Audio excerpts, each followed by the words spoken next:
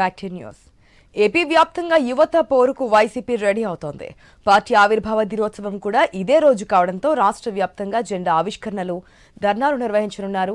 చంద్రబాబు ప్రభుత్వ మోసాలపై కదం తొక్కాలని విద్యార్థి విభాగానికి అధిష్టానం ఆదేశాలు జారీ చేసింది.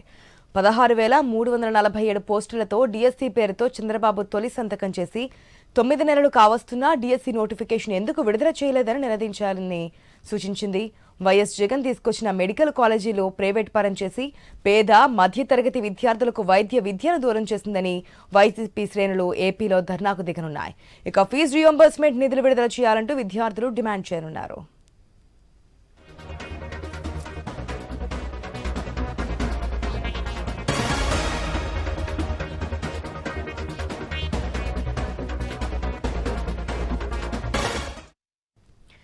ఏపీ వ్యాప్తంగా యువత పోరుకు వైసీపీ రెడీ అవుతున్నట్టు తెలుస్తుంది. ఏదైతే నిరుద్యోగుల విషయానికి సంబంధించి మెగా డిఎస్సికి సంబంధించి కూడా విద్యార్థుల్లో చైతన్యం తీసుకొచ్చి ధర్నాలు చేయడానికి ముందుకెళ్తున్నట్టు తెలుస్తుంది. దీనికి సంబంధించి మరిన్ని అప్డేట్స్ మా ప్రతినిధి హరీష్ ద్వారా తెలుసుకుందాం. హరీష్,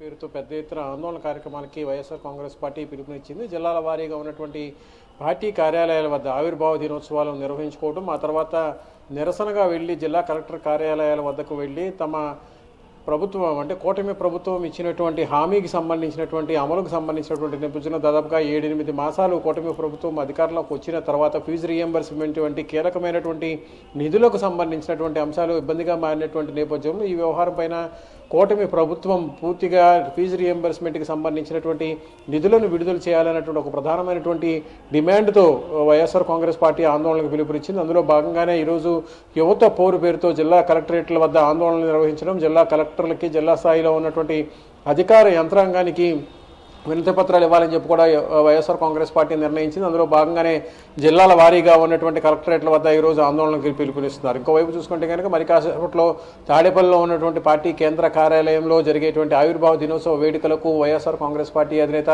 జగన్మోహన్ రెడ్డి హాజరు కాబోతున్నారు. మరి కాసేపట్లోనే వైఎస్ఆర్ కాంగ్రెస్ పార్టీ ఆవిర్భావ దినోత్సవం సందర్భంగా ఆయన జరిగేటువంటి కార్యక్రమంలో జగన్ పాల్గొబోతున్నారు.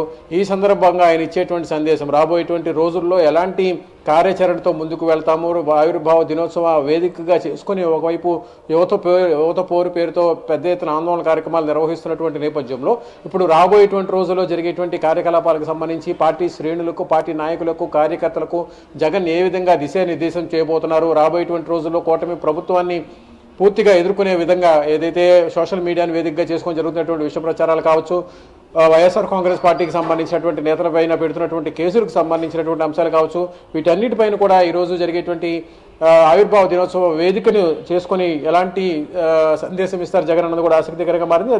అదేవిధంగా ఈరోజు జరిగేటువంటి దాదాపుగా 16,347 డిఎస్సి నోటిఫికేషన్కి సంబంధించినటువంటి పోస్టులకు సంబంధించినటువంటి అంశం ఏదైతే ఉందో కూటమి ప్రభుత్వం అధికారంలోకి వచ్చిన వెంటనే 16,347 నోటిఫికేషన్స్ పోస్టులకు సంబంధించినటువంటి నోటిఫికేషన్ ఏదైతే జారీ అయిందో ఆ జారీ అయినటువంటి నోటిఫికేషన్కి సంబంధించినటువంటి అంశాలపైన ఇంతవరకు కూడా ఎలాంటి చర్యలు తీసుకోవద్దు, డిఎస్సి వస్తుందని చెప్పి ఊహిస్తున్నారు తప్పితే దాదాపుగా 7-8 నెలలు అవుతున్నప్పటికీ కూడా కూటమి ప్రభుత్వం ఎలాంటి చర్యలు తీసుకోలేదన్నటువంటి ఒక ప్రధానమైనటువంటి అభ్యంతరం వైఎస్ఆర్ కాంగ్రెస్ పార్టీ నుంచి వ్యక్తమవుతుంది. అందులో భాగంగానే ఈ రోజు జరిగేటువంటి జిల్లా కలెక్టర్ కార్యాలయాల వద్ద జరిగేటువంటి నిరసనల్లో కూటమి ప్రభుత్వం ఇచ్చినటువంటి హామీలకు సంబంధించి ప్రధానంగా డిఎస్సికి సంబంధించినటువంటి అంశాలు కావచ్చు, పోస్టుల భర్తీకి సంబంధించినటువంటి అంశాలు కావచ్చు, అదేవిధంగా ఫీజు రీయింబర్స్మెంట్ పేరుతో జరుగుతున్నటువంటి మోసానికి సంబంధించినటువంటి అంశాలు కావచ్చు, వీటన్నింటినీ కూడా ప్రజల్లోకి తీసుకెళ్లాలంటే ఒక నిర్ణయానికి వైఎస్ఆర్ కాంగ్రెస్ పార్టీ వచ్చింది. అందులో భాగంగానే ఈ రోజు జరుగుతున్నటువంటి యువత పోరు పేరుతో పెద్ద ఎత్తున ఆందోళన కార్యక్రమాలు నిర్వహించాలని చెప్పి కూడా నిర్ణయించారు. ఒకవైపు ఆవిర్భావ దినోత్సవాలు, ఇంకోవైపు యువత పోరు పేరుతో జరుగుతున్నటువంటి నిరసన కార్యక్రమాలు.